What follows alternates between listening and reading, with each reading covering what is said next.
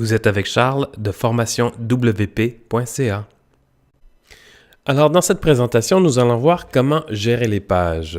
Parce que naturellement, quand on crée des pages, elles arrivent toutes pêle-mêle dans la section « Toutes les pages ». Pour le moment, j'en ai pas beaucoup, j'en ai 7, mais quand j'en ai 200, comment je fais pour ordonner ça puis pouvoir me retrouver aisément? Naturellement, je peux toujours aller les rechercher en allant cliquer le nom de la page et, par exemple, en tapant Daniel, j'ai les pages qui ont le titre Daniel qui apparaissent. Mais si je regroupe encore une fois toutes les pages et que j'aimerais les ordonner, par exemple, vous voyez, la page accueil est en premier. Après ça, j'ai Charles Callos, contact, Daniel Prusian, François, musicien, spectacle. J'aimerais, par exemple, avoir en premier accueil. Ensuite, j'aimerais avoir les spectacles.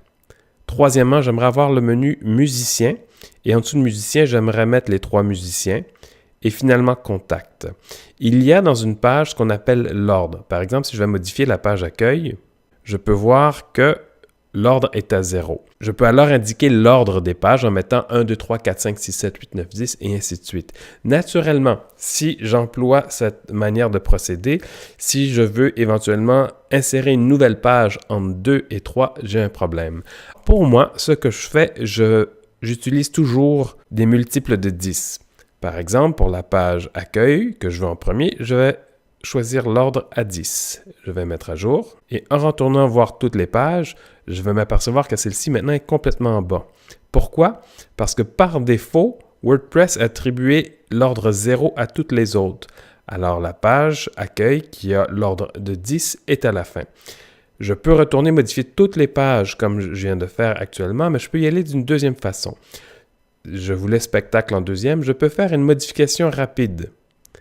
Et en faisant ça, je reste sur le même tableau, la même page, je vais mettre l'ordre à 20, je mets à jour. Ensuite, je vais choisir les musiciens que je vais mettre à 30. Je mets à jour. Si on regarde cette page-ci, où est-ce que je vois toutes les pages, il n'y a rien qui a changé. Par contre, si je rafraîchis ma page, vous allez voir qu'ils vont recommencer à se placer adéquatement. Donc, accueil, spectacle, musicien. Ensuite, sous musicien, je voulais placer les 3 musiciens. Donc, Charles, Daniel et François. Alors, voici ce que je vais faire. Je vais modification rapide pour Charles. Puis, je vais l'associer à une page, la page parent, parce que je veux que Charles se retrouve sous musicien. Alors, le parent, c'est musicien. Et Charles, c'est le premier enfant de musicien. Alors, je recommence à mettre l'ordre à 10 pour Charles. Je vais mettre Daniel en deuxième. Toujours en attribuant le parent musicien. Je le mets à 20. Et finalement, avec François, que je mets à 30, toujours sous musicien. Encore une fois, vous voyez maintenant, ils ont un petit tiret, ces 3-là, parce qu'ils ont un parent. Si je rafraîchis ma page, on va voir maintenant que j'ai accueil, spectacle, musicien, et sous musicien, j'ai Charles, Daniel et François.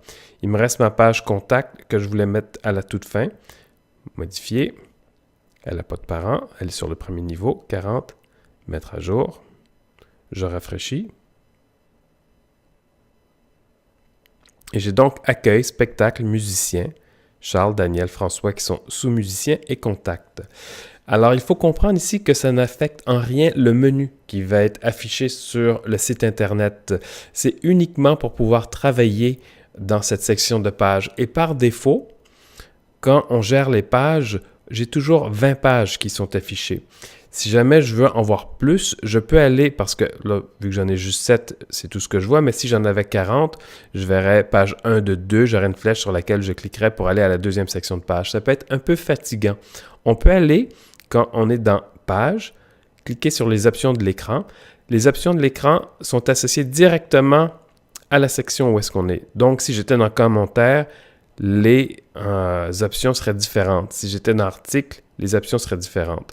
Alors, on voit que, par exemple, les options pour toutes les pages, je peux voir qui a créé les pages. Alors ici, l'auteur, c'est Charles. Si jamais je le décoche, cette colonne-là disparaît. Même chose pour les commentaires, même chose pour la date. Je vais remettre ça Je vais mettre ces deux-là. Les commentaires, j'en ai pas besoin.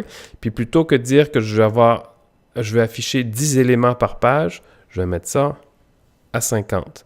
Comme ça, et je vais cliquer sur Appliquer. Comme ça, quand j'aurai 50 pages, ils vont toutes apparaître les unes en dessous des autres et je ne serai pas obligé de passer d'une section de 20 pages à la fois. Je pourrai toutes les voir d'un coup. Et c'est ce qui conclut cette présentation sur le module de gestion des pages dans WordPress.